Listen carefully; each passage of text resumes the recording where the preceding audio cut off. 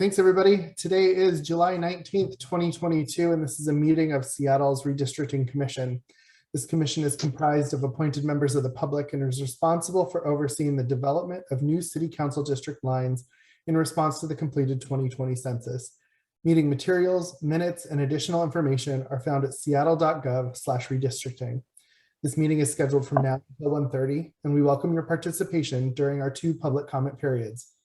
Before we get started with official business, we would like to acknowledge that we are located on the ancestral lands of the Coast Salish peoples, specifically the Duwamish, Suquamish, Stillaguamish, and Muckleshoot tribes. At this time, I would entertain a motion to approve the minutes. So moved. Second.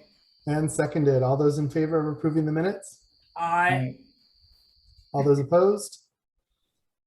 The minutes are approved. Thank you, folks.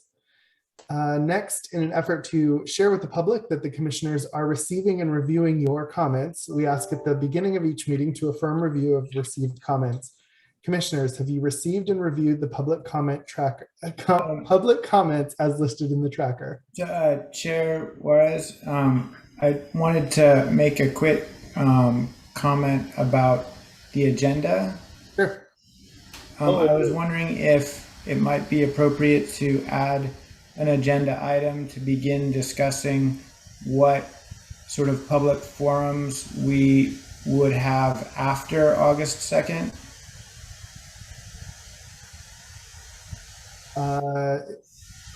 I believe, well, are you making a motion and would like to do that? Because if we want to do that during the section on next meetings, but I'm just, it seems like we're getting pretty close to August 2nd, and it would be useful for us to at least start that discussion.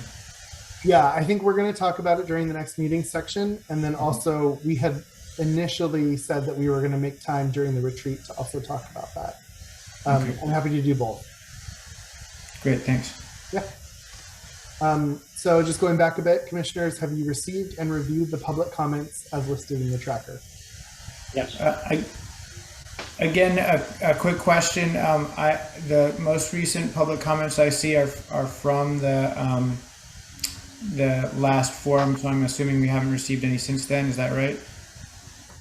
I think we received one this morning from Elsa attached to an email. Right. Yeah, we got the one via email, but in the public comment tracker, I don't see any since July 14th. That is my understanding. So we're just asking for affirmation of the tracker itself. But we can amend this to have you confirmed or have you reviewed the additional comment as put in an email from Elsa and the tracker up to July 14. All right, I will take head nods as affirmation from everyone. Commissioners, we now ask that you have had if you have had any interactions, communication, or meetings you would like to disclose to the public, please do so now. Commissioner Nichols.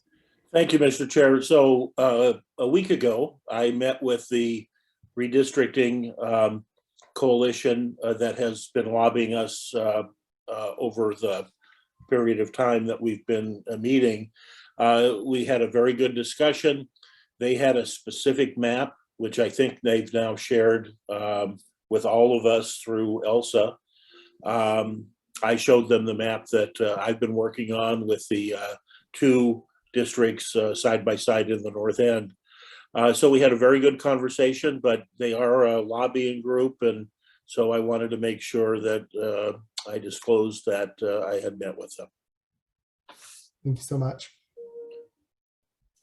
All right, now we are going to move on to the first of 2 sections for public comment.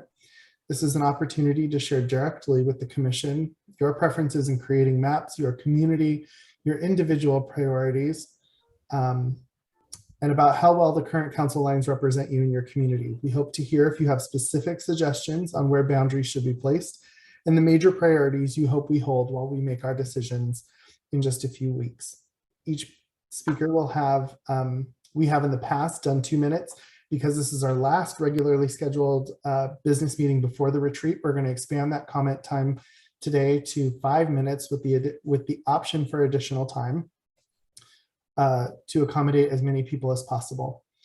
And we will begin with those that have signed up online ahead of time. Logan, are there folks who have signed up? No, not at this time. Okay. Yes. Yep, got it. I'll share it now.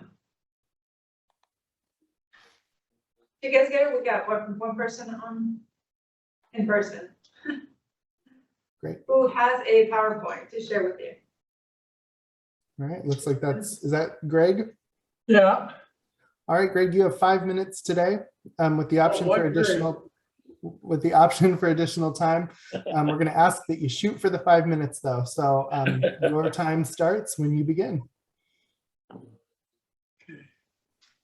Okay. I'm going to talk about some of the maps I use to make an argument that you should try to keep District 5 whole, District 4 whole, and move 6 into 7, and 7 it could be split on sort of an east-west boundary. So if I got the first line. Caveats on some of these maps. I discovered errors in the county data. There's missing data. There's timely issue errors. Hopefully no programming errors, but I'm still checking that. There's some problem with the precinct maps. And there are some issues that in the data, we could still maybe get some more maps data sets out of these data sets that I haven't done yet. The implication is that you might find some of these maps that's useful in your work. You could look at them, but if you do, my normal standard is in my normal work state, when I get a map like that, I go through a QA process. I bring the map maker in and we discuss some of the things that went into making these maps so you can have confidence that they're correct. So again, I would claim that if these might be useful for you, but if you decide to use them, you should have your GIS experts look over them pretty thoroughly and vet them before you seriously make inferences with them. Okay, next. Okay, this shows sort of the median age in the Seattle for the voting rolls. So these are just the voters. And you can see there's an easy justification in this one for generating the map by separating District 7 from east and west. Next. This shows the percent married. It's sort of blue to remind me that this is an inferred data instead of making data directly. And I can talk about the rules for making these inferences if we have time if you're interested. But you can see clearly in 7 that there's a difference between the west and the east in the district. So again, right down the middle to give the west to 6 and leave 7 to be collapsed into sort of the downtown area. Next. This is what I call collective living. This could be considered a rough approximation of families. And you can see clearly that there's not many families downtown, but there's more on the west. Again, an argument for moving 6 into the west side. Next. This is sort of the AI grouping. There's about 10 or so maps that can be generated from the voter data. And there's an AI method, which is really pretty straightforward. It's called K means nearest neighbor. If your GIS expert is online, he probably recognizes that. I use the elbow method to figure out that 3 is the best optimal one. And you can see that the computer sort of agrees that downtown is drastically different from the west side, and the west side of 6 and 7 have a lot in common, at least in terms of voting. Next. This is data from tax parcels. The data, that's the main source from the county. Next. You've already seen these last time, so we'll just skip over these, skip this one. You've seen these before. Again, just you see the pattern that you could join 6 and 7 on the west. It's logical. You can see these groupings, and the Seattle downtown is really separate from the west side of 7. Next. You can see these sort of multiple family units. These are sort of apartments, condos, duplexes, and the like. And you can see that this is heavily used in the downtown area of the U district, as you sort of expect. Again, you see this difference between the west and downtown. Next. This is sort of gives you the median year built, just gives you some idea of where the changes are occurring. Next. Just to, say this again, if you're going to use these maps, you have to understand how I found and dealt with the errors in the county data, the missing data. Timely data, I couldn't get the most current voting data from the county. I got it, but it's questionable, so I had to use some older data I had. I think most of the program is correct, but it'd be useful to go over that with an expert. There's problems with the precincts. You probably already found this. The fact that some of these precincts are very large, for instance, in the Soto district, but there's no one there. So when you look at these maps, your eyeball is sort of fooled. And there's still a lot of maps data that we could probably extract from these data sets that might be useful for you. If you had a chance to talk with some other people, maybe we could do something with it. Next. And that's it. So that was pretty good. I don't think I used 5 minutes. Thank you so much, Greg. Commissioner Malaba. Well, thank you, Greg. Yeah, I know you didn't use your 5 minutes, and I have a couple of questions because this has been very helpful data for us in reflecting and understanding the districts even more. I'm curious what your high strokes takeaways are on District 5's comparison between the West and East, in particular, a small pocket of the Matthews Beach Corner and its similarity with either District 5 and District 4. My sense is that it identifies a little more better, even though it's just one sliver, with District 4 more than it identifies with District 5. The Matthews Beach Corner in District 5 itself. Yeah, I think if I understand you correctly, I'm going back to that one map. Can I go forward to that list? I don't know if I have. Well, anyway, we don't have to go back there. I guess my comment is I would argue very strongly that you shouldn't break up 5 more than you have to. You should leave the boundaries. If I remember the comments from 5, everybody in 5 wanted it to be the same. And one of the reasons why is that there's a lot of people that haven't had a chance to speak. And there's a lot of people that these groups are just growing. And if you split it in half like that, if you make it, I think you're going to upset a lot of people, and I think it's going to harm people.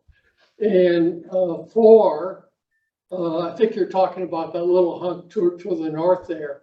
I talked with people in 4, they're overjoyed about changes. They're a little bit upset that 4 only has to have minor changes compared to everybody else. They don't quite understand why you have to have any changes at all. So that one in the sort of Keller map that has a few changes, it takes the stuff from the north and gets away our stuff around East Lake, but it goes a little bit to the west. But that part that grows to the west, that's much like as the rest of the area. So they could live with that. That's sort of a babble there. I think maybe more than you asked for, but that's sort of what I'm sort of shooting for. Helpful, thank you. Thank you I so should much. point out, I brought those files and the code that generates those. So I'll leave those. So if you want to look at those in detail and look at some of the logic that went into those things, it's pretty explicit in the code. Thank you so much, Greg. Please make sure you pass those along to staff and we will definitely review. We appreciate it. All right. Okay. So I need to take maybe a point of personal privilege. We actually need to go back. I've made an error, and I think Commissioner O'Sullivan was trying to help me very kindly by bringing up the agenda. We did not approve an agenda today, so we need to take that vote. So the agenda, if Elsa would like to put that up on screen, or Logan. So this is the proposed agenda for today. Do I have a motion to approve the agenda and supporting materials? So moved. Second. Is there any discussion? All right, hearing none. All those in favor of approving the agenda and materials? Aye. All those opposed? All right, it is approved. Thank you, Elsa, for bringing that back to me as I was breezing through too quickly. The next thing is I've been encouraged to read the chat so that all people are able to see that. We have comments here from Commissioner Nichols. Would you like to read? They are your comments. Do you want to read it?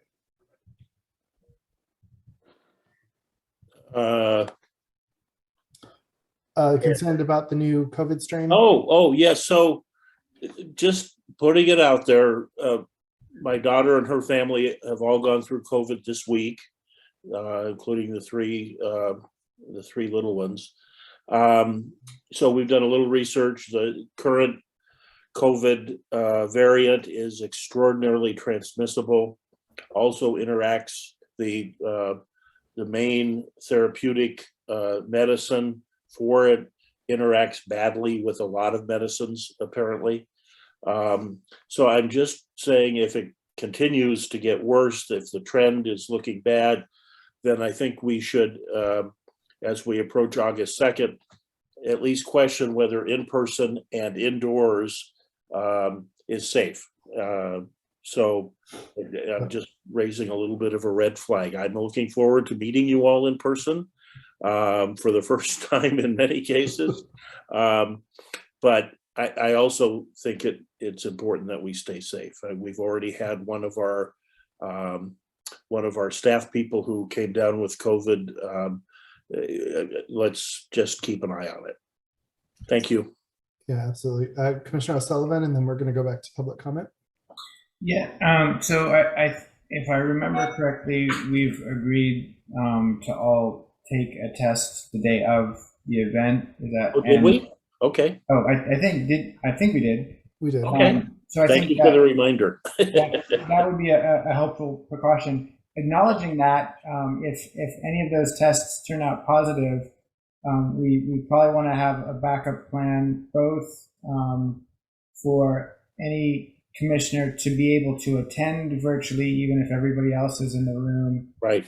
Or if someone is too sick to participate, the possibility of needing to reschedule the August 2nd event. I know it took quite an amount of time to schedule that event and to coordinate everybody's calendars, but if somebody is too sick to be able, if one of the 5 commissioners is too sick to be able to attend the event, we may need to reschedule. So just those 2 thoughts.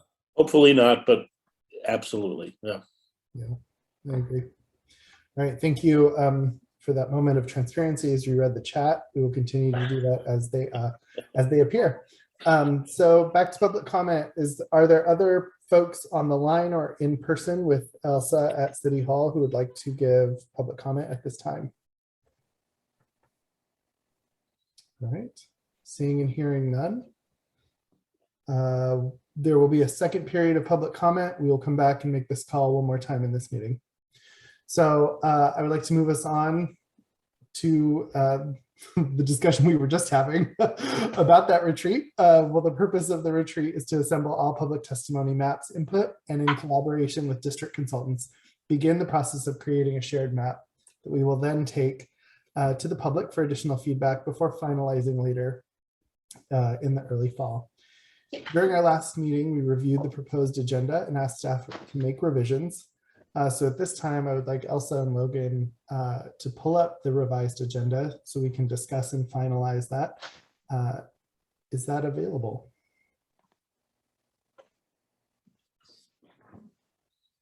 Do you have it there? I think I have it, yeah. Yeah, just give us a second. I do think the conversation about COVID protocol is important. And I think Commissioner Nichols, your point is spot on.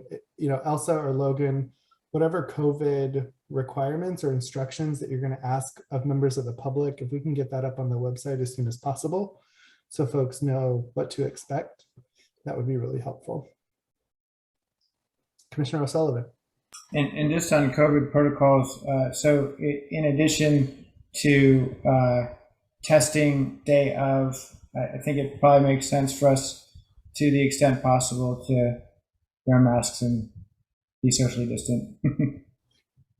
Is maybe this is just a question. Can we require masks? Is that within our purview at this meeting?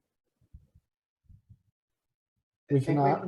Ariel? I think we can suggest, but we can find out more about that. What I want to make sure that commissioners know is that this is going to be open to the public, so not everyone is going to be able to be tested. So I just want to be open about that because we may have people of the public at the meeting. And I want to make a suggestion that if there is any person who doesn't feel comfortable, I mean, I would like to see if there's any conversation that the commissioners can have with any commissioner doesn't feel comfortable with it. Thank you. So Ariel, back to my original question, is it within our ability to just require masks for that day at the meeting? Let me check and I'll get back to you in a minute or two. Great, I appreciate it. Thank you. All right, Elsa, if you want to walk us through the agenda as it has incorporated our suggestions, that would be great. Yes, so the basic change was that for the August 2nd retreat, the public comments will be just an acknowledgement. People in the public are encouraged to send their written comment before that, so commissioners can acknowledge their that they have received them and review them. And so we'll basically start at 5 and at 9, hopefully, with a product. And it will go from welcome minutes, agenda discussion, disclosures, goal of the day, public comment acknowledgement, review of mandated rules and city charter. The commissioners then will do intentions, priorities, wishes, and then presentation of individual maps. And you all have agreed to bring your individual draft maps to staff by July 25th. And then come back to, after you present, you will be working through proposals, similarities, and variances. Break for dinner and continue discussion to break and have agreements by 8:30 to 9 and then finish by 9, hopefully. So that's what the agenda looks like. Does that look? Thank you. I'll open it up to my colleagues. Comments, suggestions?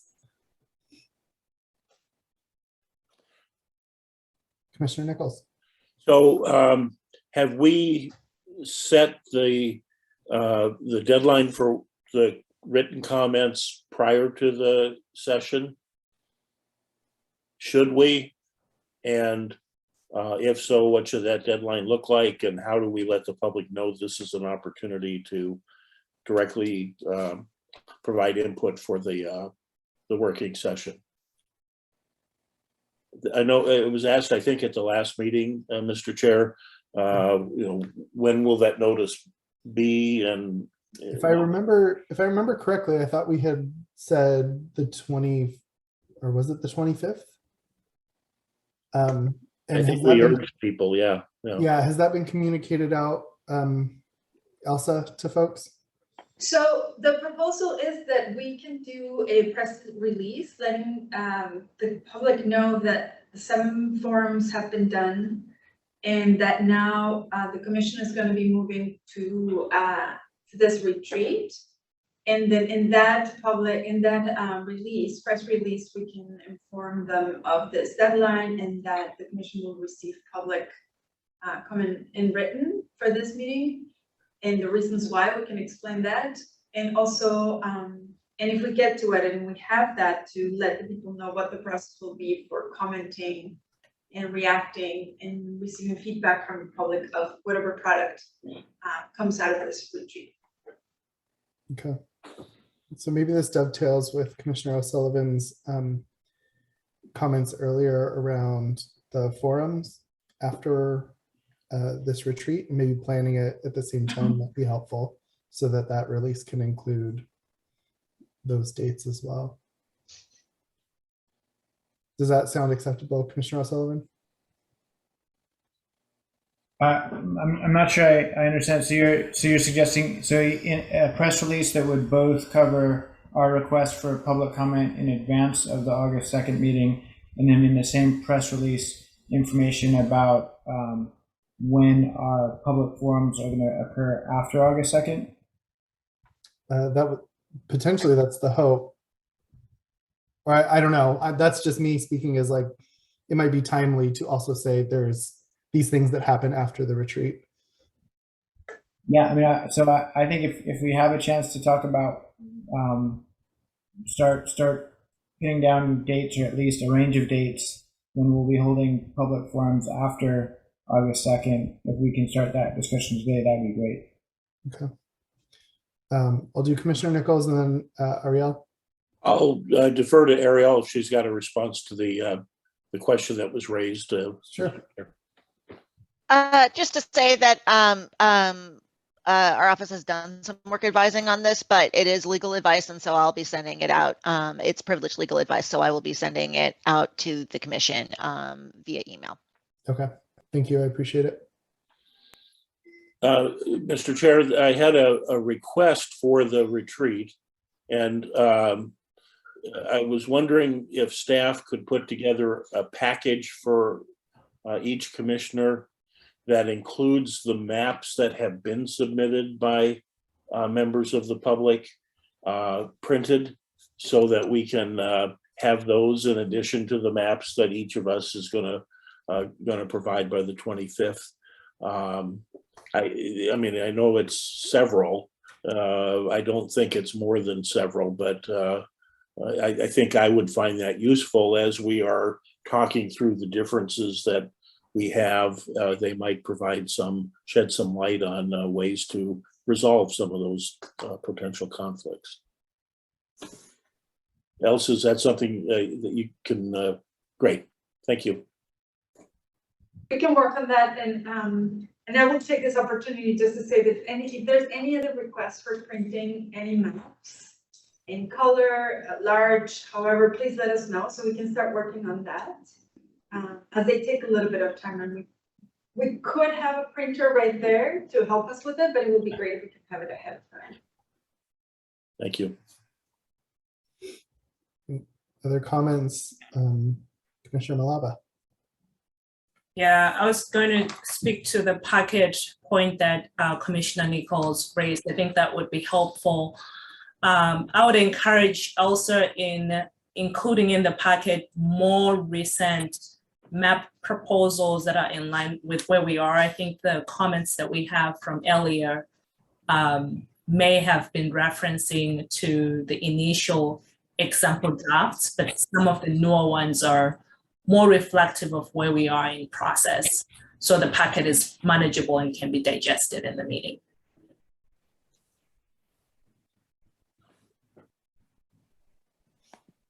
Great. Commissioner Nichols. Sorry. So as we're making decisions about the public comment opportunities after August 2nd, and specific public comment as opposed to the public comment we have at every meeting, I think it would be useful to do and I suppose I could do this, but the public comment log that we have is a little bit hard to maneuver around.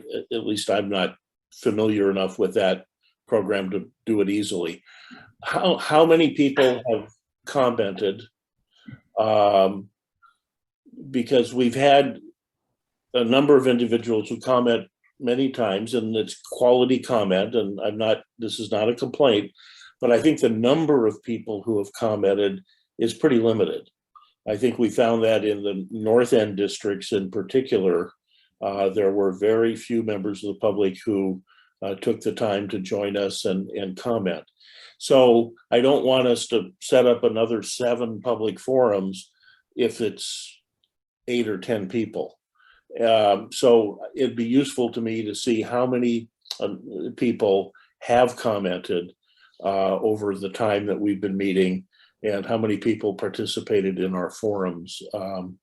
That I think those would be useful numbers for us as we set up a public comment going forward. Thank you. All right. Is there anything outstanding on this that we need to address in this moment? Are we okay with this and the instructions to staff? All right. Thank you so much for your help in getting this set for the next chair. And I'm excited for this retreat. So we're going to go ahead and move off of this topic, and we will move to our ongoing discussions of district line options with the GIS team. So I'm going to turn this over to Dennis and Mary at this point, who are going to kick off the conversation with all of us. If there are any ideas or thoughts you'd like to share, now is the time. Hi, commissioners and members of the public. Thanks again. We're looking forward to the retreat. Mary, by the way, will be there in person. I will be remote for that session. We're preparing some materials, including an additional large format map for that meeting, just FYI. I will now step aside and let Mary run the screen as you consider and have an open discussion on boundaries.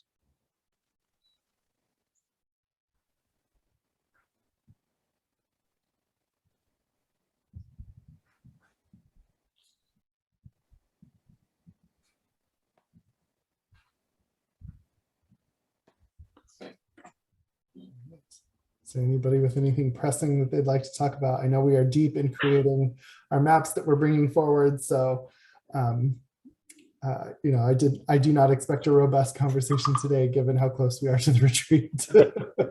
Well, so Commissioner Nichols, Commissioner Shaw, and I shared where we were at last week. I was certainly hoping to hear from Commissioner Juarez and Commissioner Malaba today. Are you in a position to be able to share your current thinking? Yeah, I'm happy to talk broadly about some of my priorities and where I'm looking at lines for sure. So in North Seattle, starting with District 5, I am looking at a mirrored process that looks similar to South Seattle, so that we would have a split in an east and west of this region of town, where you would have, I believe it's District 6, is it 6 there in orange, which would extend north to the border with Shoreline, where you are looking at a District 5 that extends down towards Sandpoint, Matthews Beach area, View Ridge, and then you've got a district that essentially encompasses the north central part of this area, all the way down to Lake Union. It's something that I think I've mentioned a few times in a number of meetings about what does a central kind of landlocked district look like for this region. Initially, it was focused around Lake Union. I think that has moved north by virtue of the amount of population growth that's happened in the center city. My District 7, currently my thoughts are that that has to include some of Ballard. My map will include a district that crosses over that waterway. And then District 3 moves slightly south and becomes much more of a box, I believe.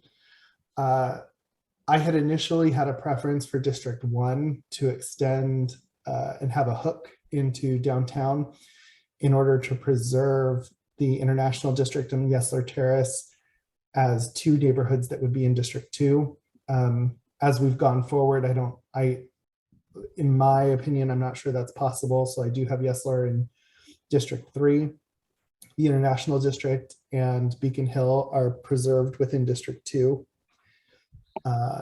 in what looks like an arm that extends northwest, but extends northwest due to public comment from a broad number of people during our forums. As you move south, again, I had hoped to create kind of a logical map where folks could easily say, this is a map where there are side-by-side districts as you move forward, as you move north within the city. So again, it does use I-5 as the bulk of the boundary for the southern districts. I think the outstanding thing for me, well, maybe it's not outstanding, but as we look forward in our recommendations for the next decennial group that does this, is that the precinct lines, I think, need to have a number of equity screens on them, geographic screens on them. I think there are a whole host of metrics that could be applied to clean up how precincts and blocks are drawn in the city that don't necessarily match how development has happened.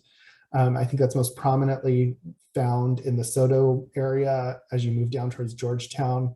The chunks of geography that we are dealing with, to me, were not as both logical and representative of where humans are as I wish they were. So I guess that was me just saying I was having a little frustration there. But that is broadly what my map will hopefully look like. Questions or comments on that? Feedback? You can tell me it was awful. You can tell me it was great, all of it. I'll do Commissioner Malava and then Commissioner O'Sullivan after that. I'll let Commissioner Sullivan go first. I'm not asking a question. I wanted to expand on some of my thinking. Sure. Yeah, just a quick question to Chair Juarez. If you're using I-5 as the boundary between District 1 and District 2, I think at least when I was working on my map, I know I still had to have District 1 reach into downtown in order to obtain sufficient population. Right. So I just wanted to confirm, because I thought at one point you said that wasn't, your goal was to not have that happen, but where are you with that? It takes the well, I don't know if I would call it downtown. It's more Pioneer Square, kind of is it Midtown, the central business area, in a very small sliver, but it's not a substantial piece. Okay. And full transparency, it is that area that is consuming a lot of my current thinking. And so if there are members of the public who have thoughts on this area in particular, I am very much listening and trying to figure out how to address what we've heard both from the public in these forums. And yeah, it is a point of unknown for me in my map.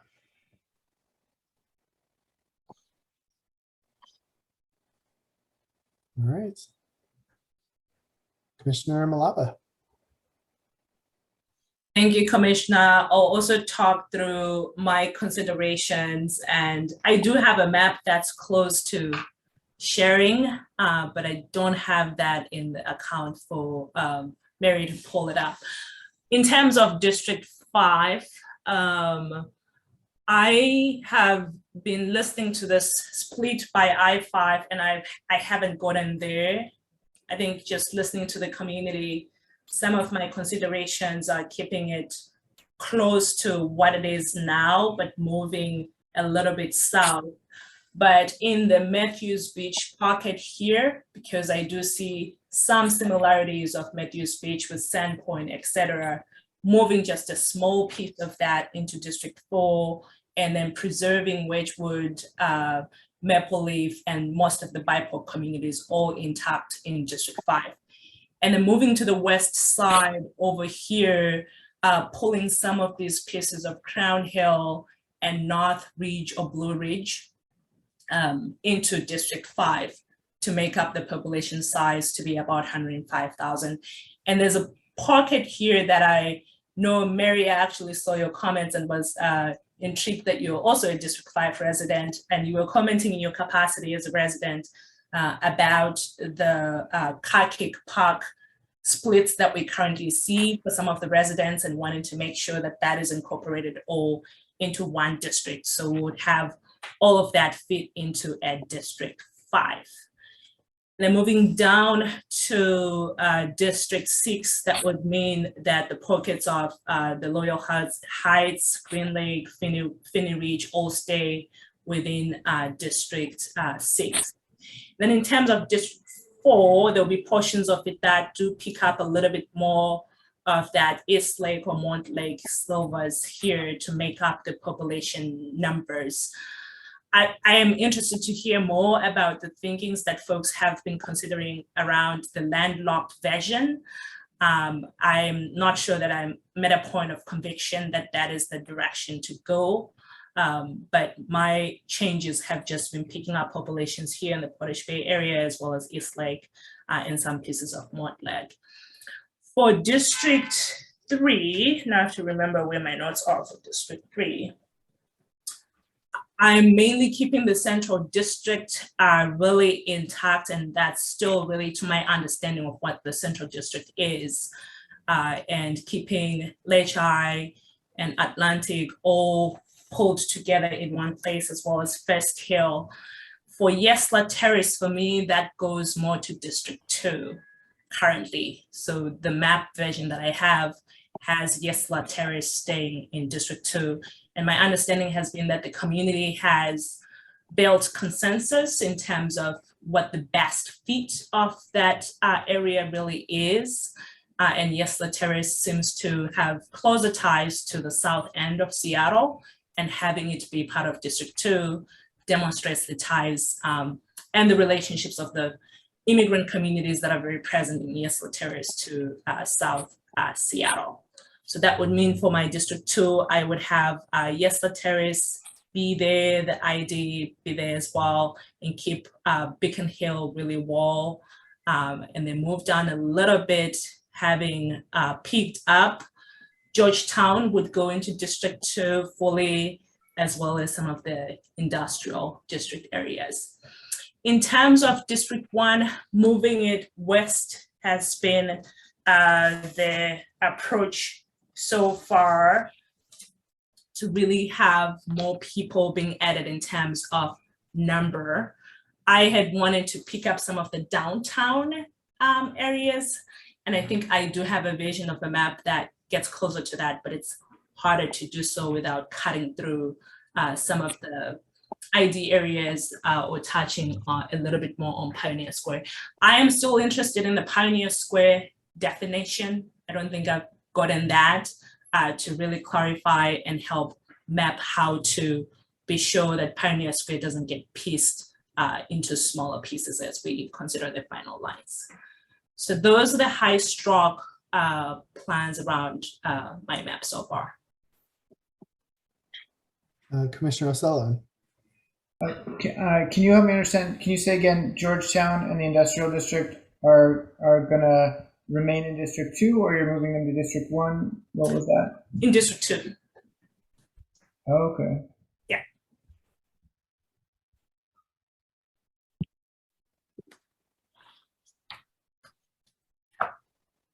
So where, I get my question, Commissioner Malaba, is where does District 1 pick up? Because I struggled with that on my map. I could not figure it out. And my proposal was Georgetown, kind of that in between the highways space, right? Yeah. So where did you gain on District 1? So it goes a little bit into that Lumenfield area, picks up pockets, protects the ID to the extent that I understand it. then it goes a little bit into downtown and cuts pockets of Pioneer Square closer to Pike Market. I think the borderline that I have here, I'm not able to read the street, but it cuts to the corner of the Sam Okay, line. Yeah. thank you.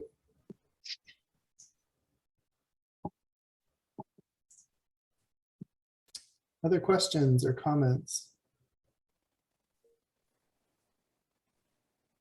This is exciting, folks. I am, I don't know, I got energized because I'm like, oh, it's getting real now.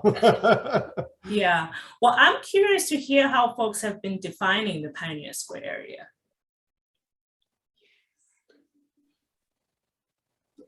So there is a Pioneer Square neighborhood that's labeled on the map here, and Right. and I know when I was my recollection when I was drawing my map. So I think there's been a lot of consensus that the International District is going to be in District 2, and so if we make the border that's on the map here the border between the International District and Pioneer Square, I think if I remember my map correctly, I'm able to have Pioneer Square, that the neighborhood that's labeled as Pioneer Square entirely in District 1. Oh, okay. You also have Georgetown in District 1, so you don't need to pick up as much population. Right. Yeah.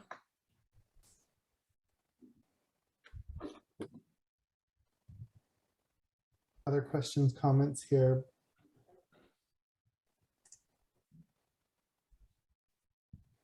All right, thank you, Commissioner Malaba.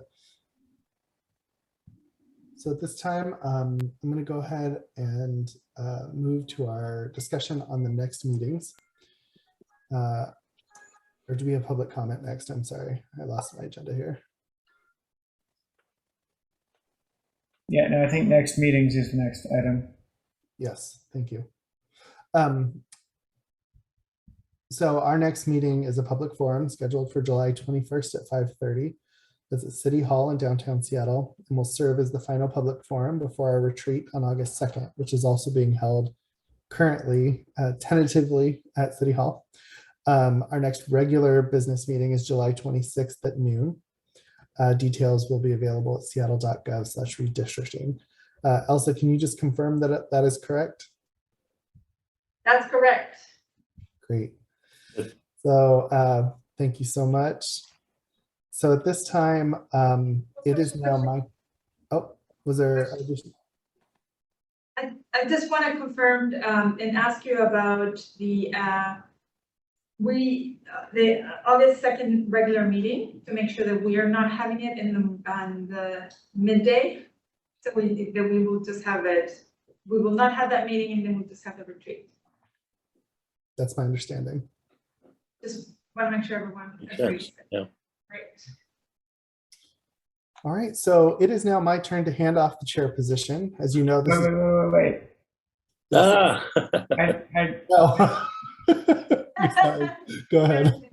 I thought we were going to include in the next meeting discussion the post August 2nd forums. Are we not? We could, yes. I'm ready. So my suggestion is that we have a minimum of 3 public forums in late August and early September, acknowledging Commissioner Nichols' statement that we've had a lot of people comment over and over again. I think once the 5 of us put together a draft that is our proposal, I think there's going to be a whole lot more people who all of a sudden become interested, because now they're going to be able to see like what might actually happen. And I think we're going to be getting, I think we will be receiving more substantive public comment, more interest from varied communities. So I want us to be prepared to receive a whole lot of public comment once we've put our proposal out there. And I would also suggest that we have one public forum on a weekend, one public forum on a weekday evening, and one public forum during a weekday day. Can you say that one more time, Rory, or Commissioner O'Sullivan? I'm sorry. One Yeah. during a weekday day. Yeah, so a public forum on a weekend, a public forum on a weekday evening, and a public forum on a weekday during the day. So three public, a minimum of 3 public forums. So that's a reasonable outline. Commissioner Malava. I'm pausing on the weekday public forum, Commissioner Sullivan. I think we provide opportunity within our meetings, and I expect we would keep our meetings for public input. The third one could be another end of day opportunity for folks who are coming out of work to be able to continue to provide input. Unless we will be changing our meeting cadence here as a commission to not have the commission meetings for the day. I'll just note that if we're not having, if we don't plan to have a public forum during a weekday day, our meetings after August 2nd might all of a sudden have a whole lot more folks submitting public comment than are currently, which is fine, but I just want us to be prepared that after August 2nd, we're not going to be able to breeze through public comment the way we have. Commissioner Nichols. And I suggest that one of our Tuesday noon meetings be labeled a public forum and no other business really scheduled for that particular meeting. That might resolve both, because I know we've all set aside that time frame, and to come up with another one would be problematic. Yeah, that makes sense.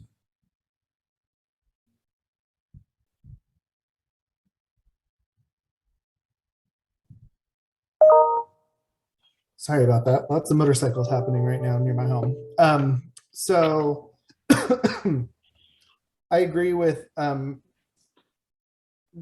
what sounds like the proposal for at least 2 additional special public forums being scheduled, one during the week in the evening, one on the weekend, and converting our regular business meetings to regular public forums moving forward with no additional business.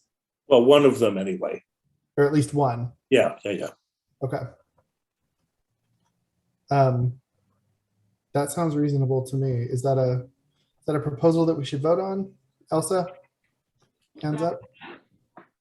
Yeah, I just want to clarify that. So that means that you are planning on having regular meetings in August, regular on Tuesday, 12 to 1:30. And the business of those meetings, we don't know yet what those will be. But we will have one of them. And if I heard you correctly, Commissioner O'Sullivan, would be, this forums will start late August, the beginning of September. Yeah, and because my thought would be we should schedule at least 3 public forums by the beginning of September, so that if we're sort of overwhelmed with public comment and it seems like we need more, we would still have time in the schedule for an additional 1 or 2. I mean, we'll have to see what kind of feedback and the extent of interest there is, but I'm just guessing that there's going to be more and more significant public comment once our proposal has been released. So one of the things that we heard from community when we initially scheduled our public forums is that they did not find the 3 to 4 weeks headway in front of our first public meeting adequate to do the work they needed to do to get folks there. So I guess my suggestion would be, like, if we are going to do the additional public forums that are not occurring during the regular meetings, that those actually would be pushed back even further than the first week of September. as a direct result of what we heard from community. Ariel? Thanks. I'll just mention again, because of our the requirements for our time frame in terms of producing any amendments, just give yourselves time. That would be my recommendation. Remember to give yourselves time to respond to public comment, and if you as a commission decide to issue a redraft, to give yourselves time to do it. And Ariel, can you remind us what, so I know my recollection is that the final has to be voted on and finalized by November 15th. Is there an earlier date by which, is there a deadline that's earlier than November 15th? Elsa, do you have the timeline that we worked out? I don't have it right at my fingertips, but give me a second. You guys can I can come back to that if you want to use this time to discuss. I think we still have adequate time if we just shift the public forums to the end of September, because then we have all of October to potentially do revisions and work with the GIS consultants to get what we are going to finalize well ahead of our mid-November deadline. I mean, does that sound off to folks? I'll just then maybe suggest that we schedule more than 2 public forums, because I would like to be here. I would like to hear from folks in late August and early September, and then maybe also late September, so that people have enough time to get up to speed on it. But if we end up having like 6 hours of public comment in a meeting in early September, that might indicate that we need to schedule additional forums. And I just want to be prepared for that.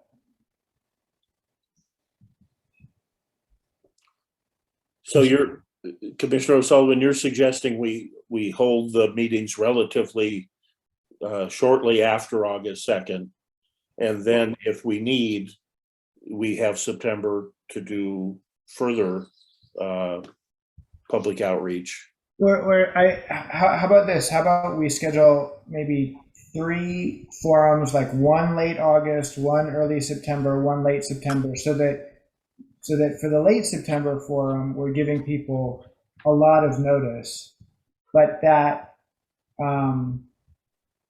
if those first 2 forums were sort of overwhelmed with public comment, we still have enough time to schedule additional forums. Yeah, I think flexibility is good. Yeah. That sounds good to me as well. Commissioner Malaba, your thoughts? Okay. Okay. All right, so I will, let's ask staff to put some proposed dates together for us and potentially approve those at the next meeting. And also to have that included in whatever press release goes out with the deadlines for the written comment for this next meeting. Ariel, and then I'll read a comment here in staff. Or Ariel, if you can confirm from legal, do we need to have an in-person option for the additional forums? And then go ahead with your comment.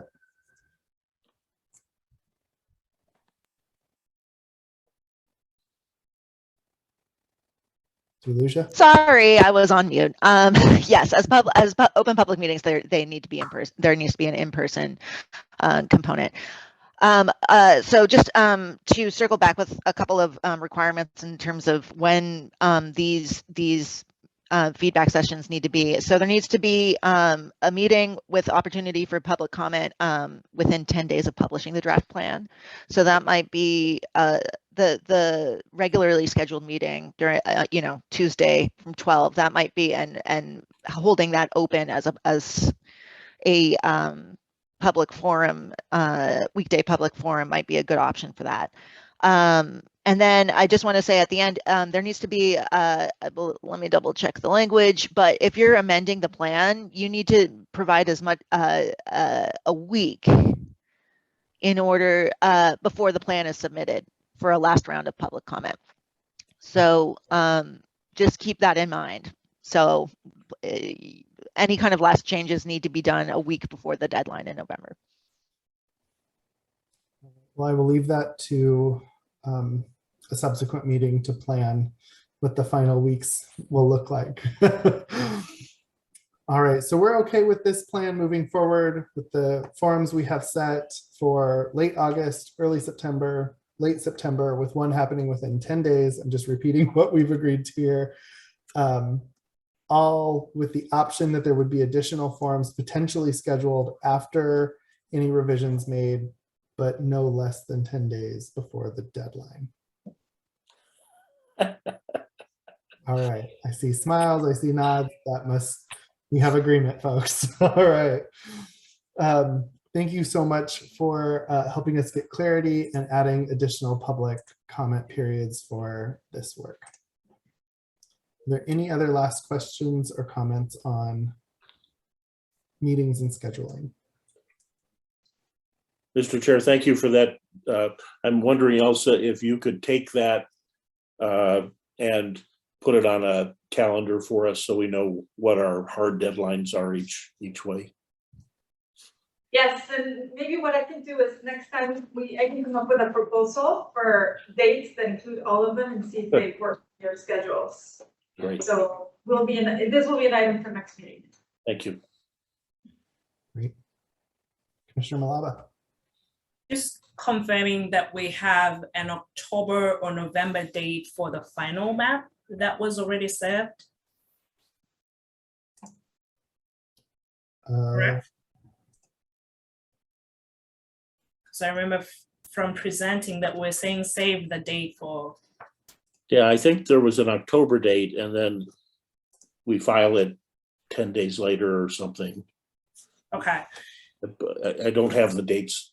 Yeah, I mean, we may need to proactively just have a calendar that's going to give people a sense of when are the points of influencing this process overall. So we're not making it as we go, but we have identified meeting dates ahead of time.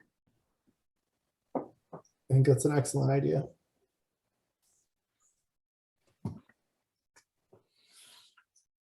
All right. At this time, I'm going to go ahead and move us forward. And Elsa, I will just trust that you're going to get us all the invites and put some stuff up for the public to be able to see within the next week or two. So it is now my turn to hand off the chair position. As you know, this is a rotating honor and each of us have agreed to chair at various points in the process. Thanks for the opportunity to help move this process along as your chair, and I hope I've done a good job for you, my colleagues, and the public. But at this time, I would entertain a motion to elect a new chair who would begin their term at the July 19th public forum. Move a motion to elect our new chair, Nichols. Second. Moved and seconded. Do you accept the nomination, Commissioner Nichols? I accept the responsibility since we've all stepped forward. I would like to, Mr. Chair, thank you for your chairmanship. You've been very, I think, elegant in how you've handled the position, very fair. And I think you've brought also a sense of humor, which is sometimes missing in processes. Well, I guess I will take elegantly funny any day. So, so all those in favor of Commissioner Nichols being the next chair? Aye. Aye.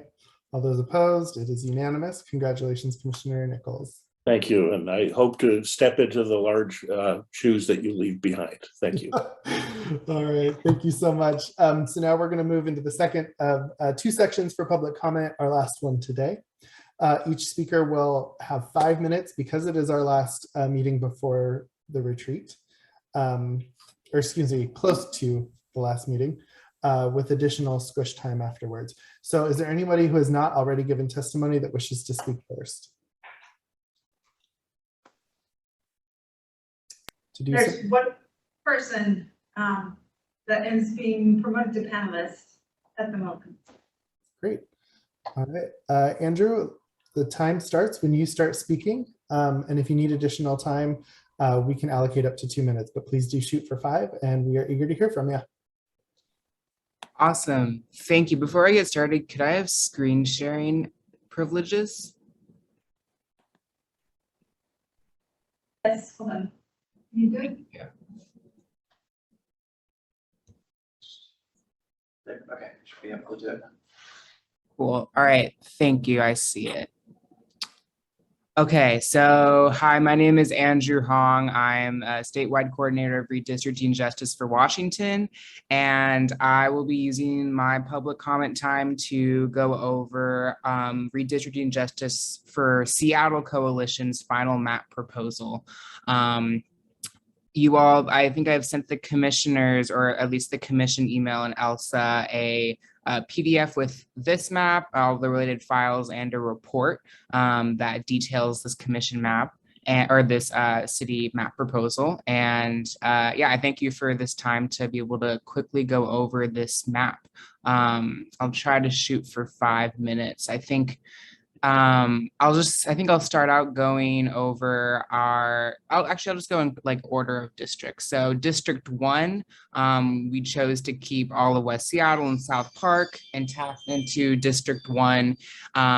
As District 1 had to expand to get about 5,500 more people, we chose to cross it all the way over the Duwamish River to include Georgetown and Soto. Into District 1, we kept the eastern boundary of District 1 at I-5, not to split up the Beacon Hill communities that are predominantly Asian American communities, a part of the South Seattle kind of population. And to finish off District 1, we took it all the way up to Pioneer Square, and we worked, and we have consensus with Chris Woodward at the Alliance for Pioneer Square Coalition about this map, which keeps Pioneer Square as defined by the city of Seattle, all in District 1 intact. And this has the support of Pioneer Square Alliance. Going over to District 2, which is our coalition's top priority, I would say. We kept all of Rainier Beach and Rainier Valley and Beacon Hill intact into District 2. District 2 also had to expand to get 6,000 more residents about. And so we kept the CID intact. And then after talking to community leaders and residents in Yesler Terrace, at various events, Rainier Avenue Radio, folks at the Urban League of Metro Seattle, we decided to add Yesler Terrace into District 2, and we have a pretty firm stance on that. And so we took the precincts that encompass Yesler Terrace all into District 2. And then to finish off District 2 and get to equal population, we added various blocks, east of Rainier Avenue and just going northwards, including some precincts here near one precinct here near Mount Baker, and then precincts that kind of go all the way up to the Northwest African American Museum, but not including that, which the Central Area Neighborhood District Council and our group collaborated on to make sure that, this landmark stays in District 3, and we have support from their members on this map proposal. Going over to District 3, we kept it pretty much as least changed, along with the changes you see, with District 2 going a bit further north. And we decided to keep District 4 north of the cut here.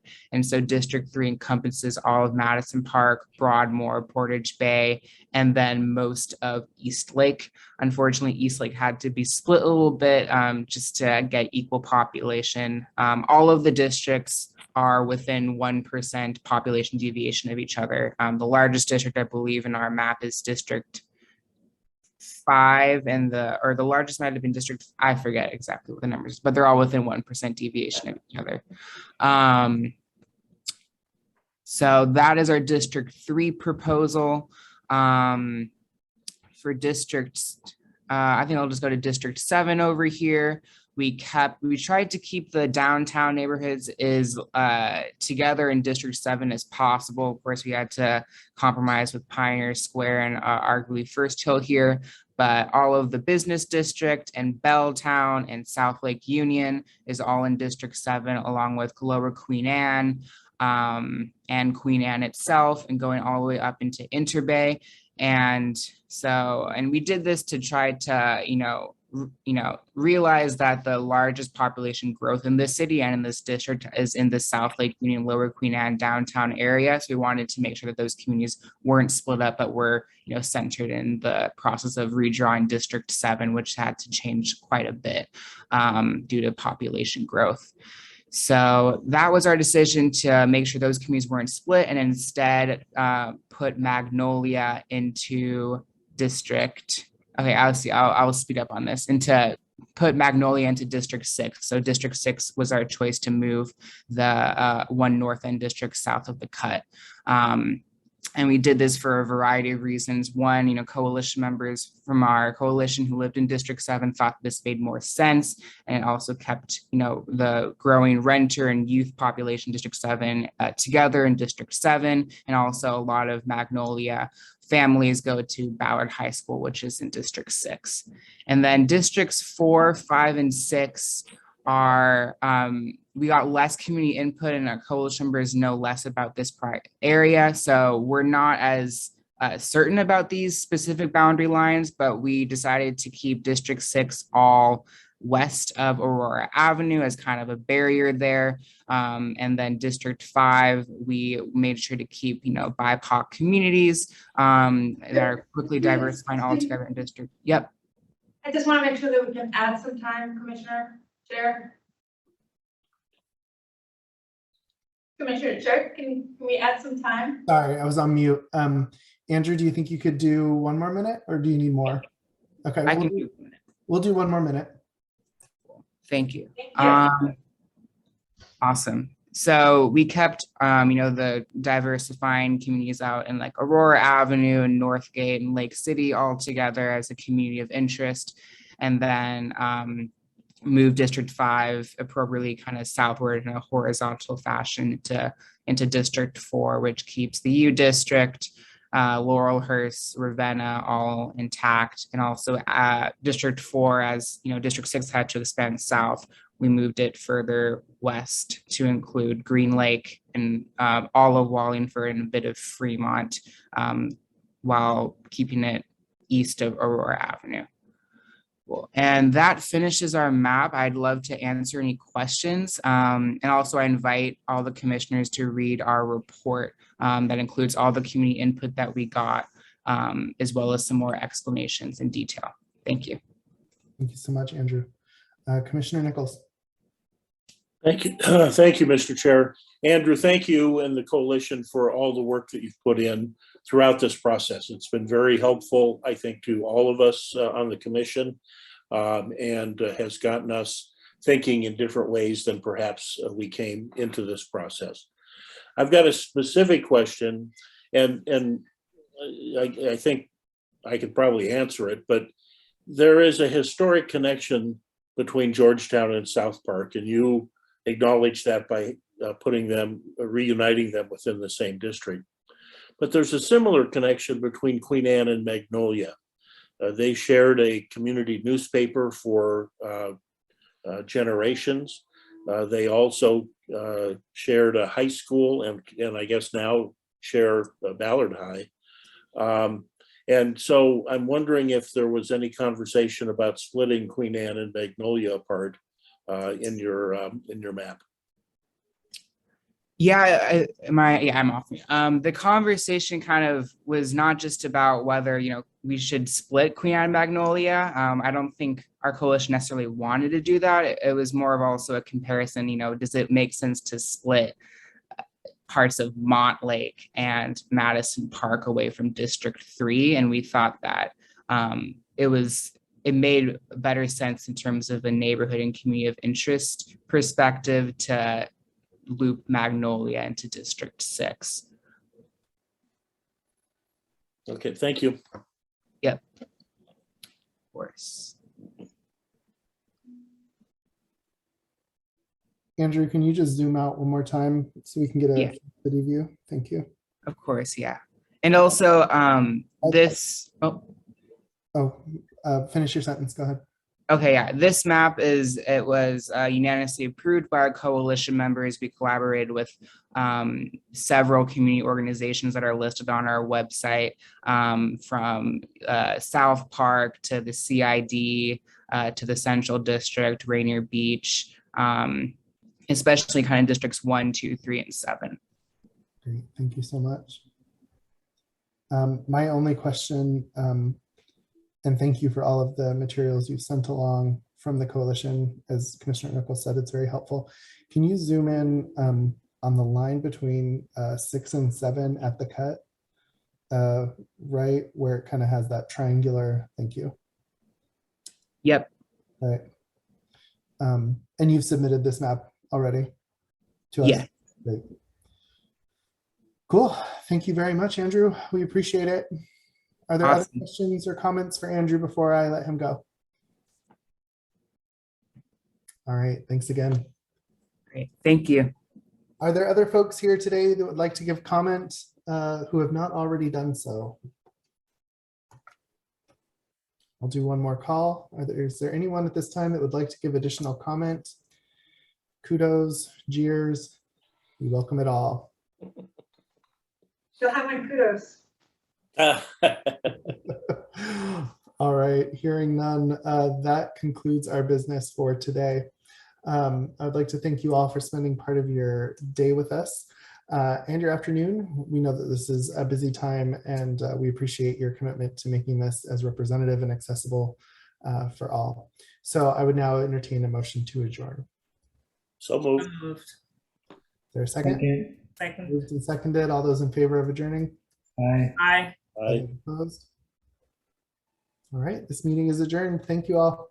Enjoy your beautiful Thank you. afternoon. Thanks. Thank you, Chair, and welcome you, Chair.